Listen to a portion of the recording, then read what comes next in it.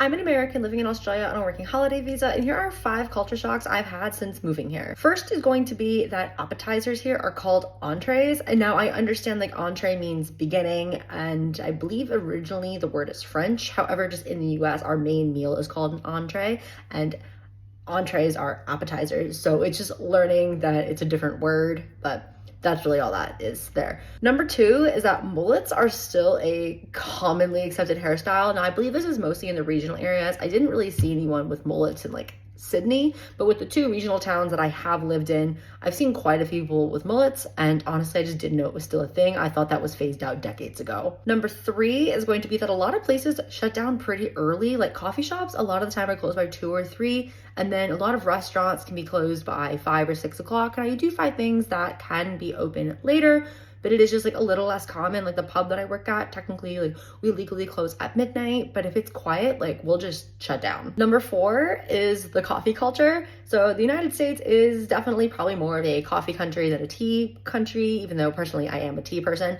but the coffee here just, it's a very extreme. The Australians are very passionate about their coffee, but I have found that a lot of the coffee here, I think, is better only because everything is espresso, because there is no drip coffee. So in the US, drip coffee is very common at like diners and things like that. I don't know if even Starbucks does drip coffee, which I don't drink Starbucks, but that's just kind of like a thought.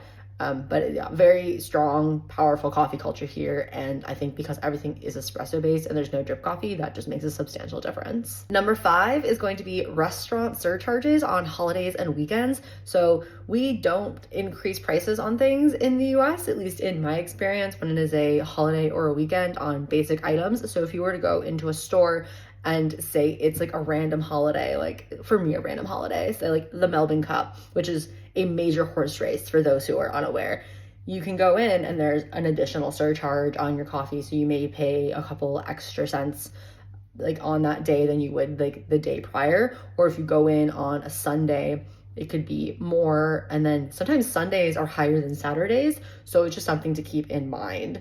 But so there are 5 things so far that have been culture shocks, but let me know if you want me to drop a part 2.